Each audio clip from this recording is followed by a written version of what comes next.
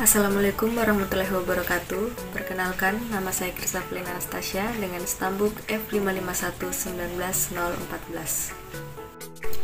Baik, di video kali ini saya akan menjelaskan mengenai dua algoritma, yaitu algoritma BFS atau Breadth First Search dan juga algoritma DFS atau Depth First Search. Nah, yang pertama, algoritma Breadth First Search adalah salah satu algoritma yang digunakan untuk pencarian jalur. Nah, algoritma ini adalah salah satu algoritma pencarian jalur sederhana, di mana pencariannya dimulai dari titik awal, kemudian dilanjutkan ke semua cabang di titik tersebut secara terurut. Jika titik tujuan belum ditemukan, maka perhitungannya akan diulang lagi ke masing-masing titik cabang dari masing-masing titik, sampai titik tujuan tersebut ditemukan. Nah, kemudian algoritma Depth First Search adalah salah satu algoritma yang digunakan untuk pencarian jalur. Nah, algoritma ini mirip dengan algoritma BFS atau Breadth First Search yang sudah dijelaskan sebelumnya. Jika algoritma Breadth First Search melakukan perhitungan secara terurut dari urutan pertama sampai urutan terakhir, maka algoritma ini melakukan kebalikannya, yaitu melakukan perhitungan secara terurut dari urutan terakhir. Setelah menghabiskan semua kemungkinan dari titik terakhir, barulah mundur ke titik-titik sebelumnya sampai pada titik pertama. Baik, di sini saya akan menjelaskan pencarian dari puzzle dengan Breadth First Search. Nah, di sini kita bisa lihat di puzzle ada keadaan awal dan juga goal atau tujuan kita. Nah, di keadaan awal ini terdapat puzzle 3x3. Jadi ada 9 petak, di mana posisinya pada baris pertama ada angka 1, 2, 3, kemudian pada baris kedua kolom pertamanya kosong, kemudian kolom kedua dengan yang ketiganya ada 4 dan 5, kemudian pada baris ketiga terdapat angka 7, 8, dan 6. Nah, kemudian goal atau tujuan kita itu sendiri adalah di mana baris pertama 1, 2, 3, baris kedua 4, 5, 6, dan baris ketiga itu ada 7, 8, dan 0. Nah, kemudian bagaimana metode yang kita lakukan dalam memecahkan puzzle ini dengan menggunakan Breadth First Search adalah yang pertama kita mengikuti alur dari Breadth First Search, yakni dimulai dari kiri, kemudian dia akan memeriksa tiap cabang atau tiap anak dari keadaan awal. Nah, di sini kita bisa lihat keadaan awal itu memiliki dapat digeser di sebanyak tiga situasi ya. Ada kita bisa menggeser dia ke kanan, terus dari bawah ke atas, kemudian dari atas ke bawah. Nah, jadi untuk anak pertama yaitu puzzle 2 di sini, mana angka-angkanya itu baris pertama 1, 2, 3, baris kedua 4, 0, 5, kemudian baris ketiga 7, 8, 6. Itu merupakan puzzle yang sudah digeser ke kanan, jadi menghasilkan puzzle ini. Kemudian pada puzzle ketiga dia digeser dari bawah ke atas, dan kemudian pada puzzle yang keempat dia digeser dari atas ke bawah. Nah, jadi menghasilkan 3 anak di sini ya, puzzle 2, 3, dan 4. Kemudian kita lakukan lagi pencarian dari sebelah kiri lagi.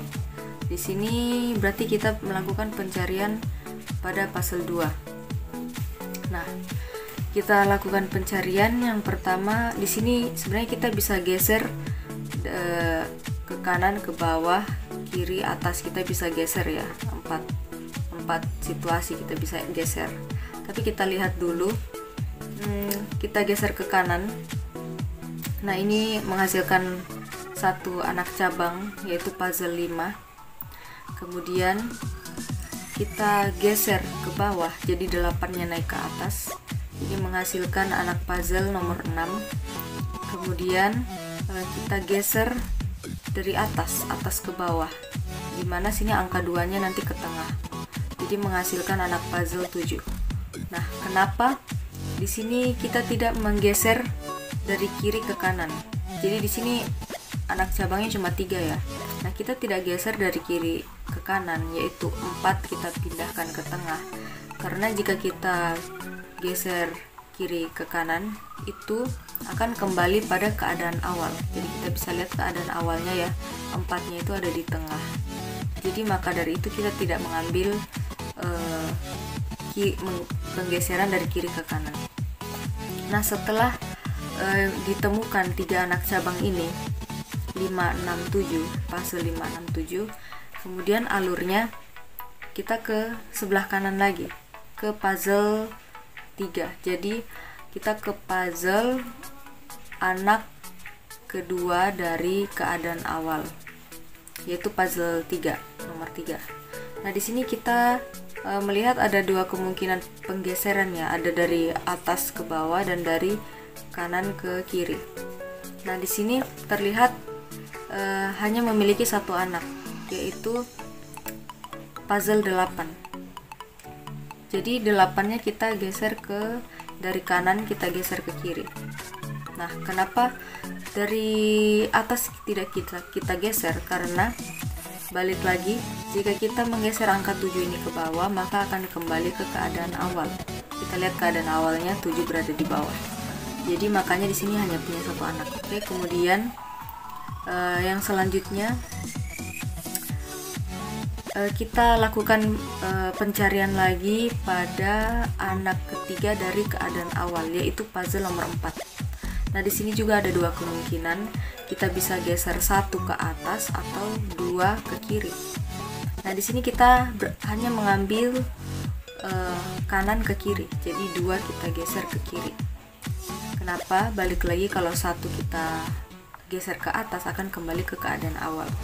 Nah, jadi setelah kita sisir semua, kita mulai lagi pencarian lebih dalam. Jadi di sini belum ada yang sampai pada tujuan ya, belum ada sampai ke goal. Kita mulai lagi pencarian dari sebelah kiri lagi. Jadi dia kiri ke kanan gitu. Nah, untuk yang paling kiri ya, terdapat puzzle 5. Kita lakukan pencarian pada puzzle 5. Di sini ada 3 kemungkinan. Bisa 5 digeser ke kanan, 3 digeser ke bawah, atau 6 digeser ke atas.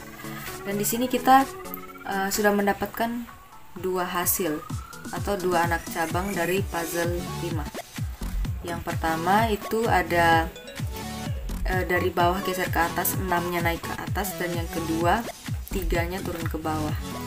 Nah, kenapa 5-nya tidak kita ambil, 5 tidak digeser ke kanan? Karena sama seperti tadi, dia akan kembali ke parent. Kita lihat di atas pada puzzle 2, jika 5 digeser ke kanan maka akan sama dengan puzzle 2. Jadi di sini hanya menghasilkan 2 anak saja, puzzle 10 dan puzzle 11. Nah, kita lihat pada puzzle 10 ini sudah mencapai tujuan atau sudah mencapai goal. Jadi maka pencarian kita telah selesai. Jadi pencarian kita selesai pada level 3. Baik, selanjutnya saya akan menjelaskan mengenai pencarian puzzle dengan depth first search. Kurang lebih cara mencarinya hampir sama dengan breadth first search tadi, hanya alurnya saja yang berbeda. Jadi di depth first search, di sini kita memiliki keadaan awal. Keadaan awalnya itu sama dengan yang tadi, dengan yang di breadth first search. Goalnya juga sama, tujuannya juga sama, yaitu 1, 2, 3, 4, 5, 6, 7, 8. Jadi yang pertama di sini pada keadaan awal sama ya, kita mempunyai 3 kemungkinan penggeseran. 1 bisa turun ke bawah, 7 bisa naik ke atas, 4 bisa geser ke kiri. Jadi itu semua kita lakukan dan kita mendapatkan 3 anak cabang, yakni puzzle 2, puzzle 3, dan puzzle 4. Nah, kemudian pada depth first search ini kita mulai pencariannya itu dari kiri, kemudian masuk ke dalam, kiri masuk ke dalam lagi. Nah, jadi kita fokus dulu pada yang paling kiri, yakni puzzle 2.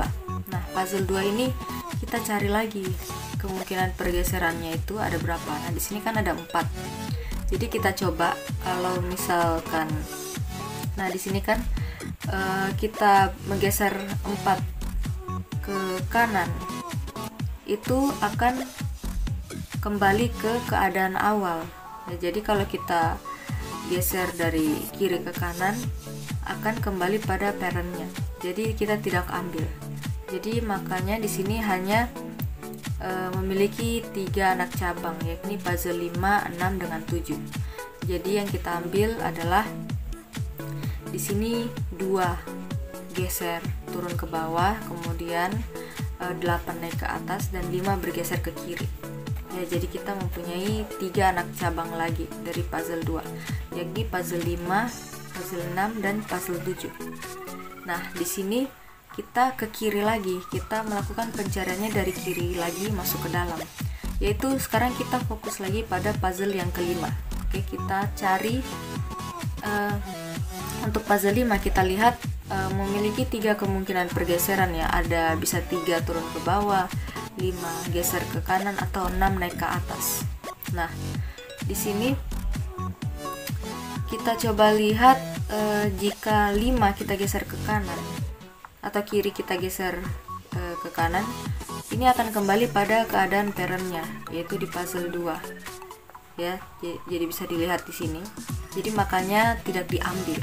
Nah, yang diambil adalah atas dan bawah. Jadi atas angka 3 kita geser ke bawah, yang di bawah itu angka 6 kita geser ke atas. Nah, jadi kita lihat kita menghasilkan 2 anak cabang dari puzzle 5, yakni puzzle 8 dan puzzle 9.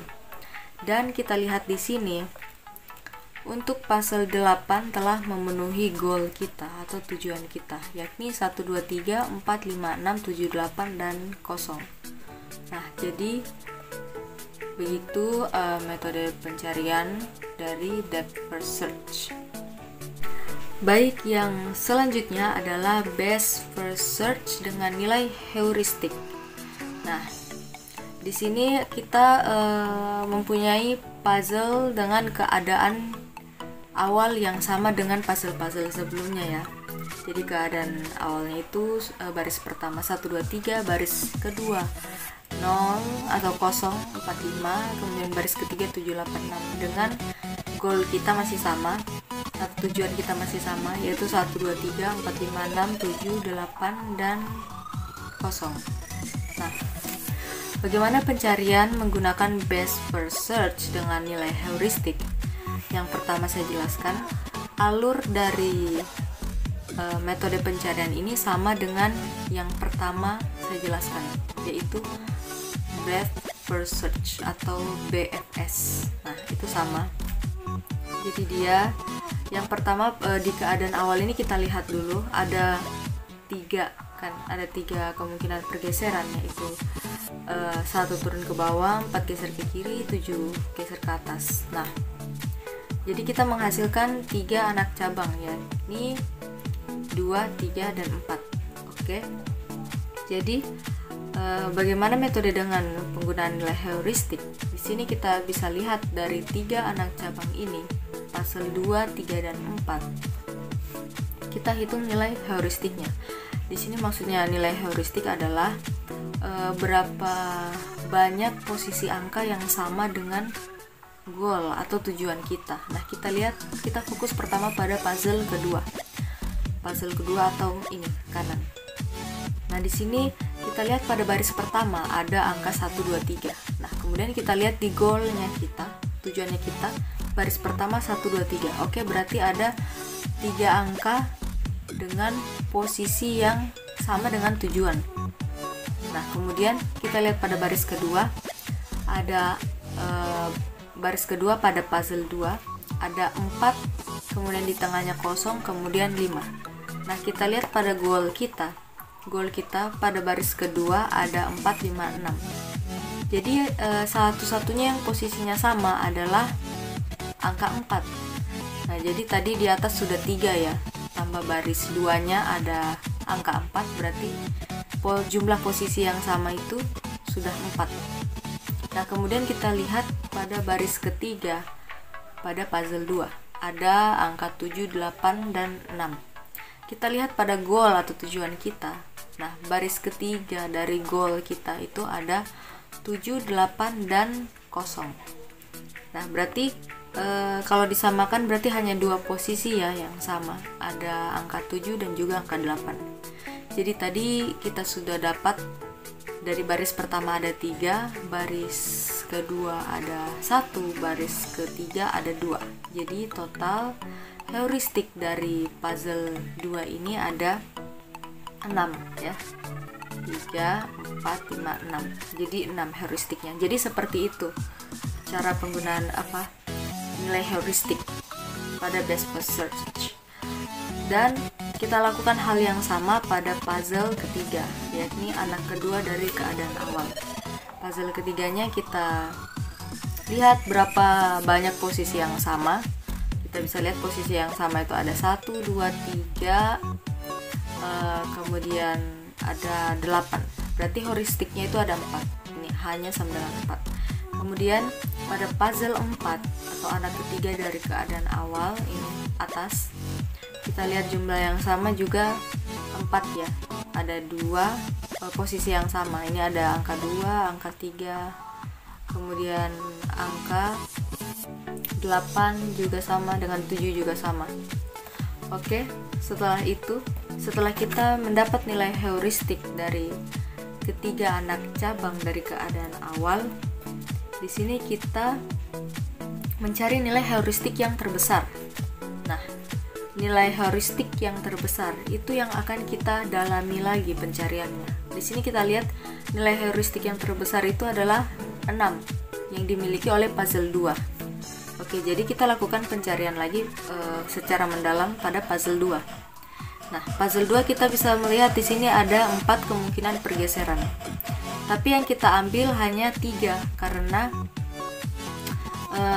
sama seperti penjelasan sebelumnya. Nah, jika kita lihat, kita perhatikan, jika 4 kita geser ke kanan, maka akan kembali pada keadaan awal. Jadi kita hanya mengambil 3, di mana angka 2 kita geser ke bawah, 8 ke atas, 5 ke kiri. Jadi menghasilkan puzzle 5, puzzle 6, dan juga puzzle 7. Sama dengan cara yang tadi, kita hitung nilai heuristiknya. Dimana di sini saya sudah hitung ya, yang sama posisinya itu untuk puzzle 5 ada 7 posisi yang sama. Jadi heuristiknya 7, kemudian puzzle 6 heuristiknya 5, puzzle 7 heuristiknya 5 juga. Nah, jadi heuristik yang terbesar ada pada puzzle 5, yaitu heuristiknya 7. Jadi kita dalami lagi pencarian pada puzzle 5. Kita fokus ke puzzle 5. Kita lihat ada beberapa kemungkinan di sini. Kemungkinan pergeserannya ada 3 ya. Jadi 3 bisa turun ke bawah, 5 geser ke kanan, atau 6 geser ke atas. Balik lagi, jika 5 kita geser ke kanan akan kembali ke keadaan parent atau puzzle 2 ini. Jadi kita tidak ambil. Jadi yang kita ambil adalah 3 turun ke bawah atau 6 naik ke atas. Jadi kita memiliki 2 anak cabang. Hasilnya ada 2 anak cabang, yaitu puzzle 8 dan juga puzzle 9. Nah, di sini kita bisa lihat pada level 3 ini, puzzle 8 dan puzzle 9, kita sudah mencapai goal atau tujuan pada salah satu puzzle, yakni puzzle 8. Kita bisa lihat di sini 1, 2, 3, 4, 5, 6, 7, dan 8, dan 0. Jadi kita sudah mencapai goal. Baik, sekian video dari saya. Kurang lebihnya mohon dimaafkan. Sekian dan terima kasih.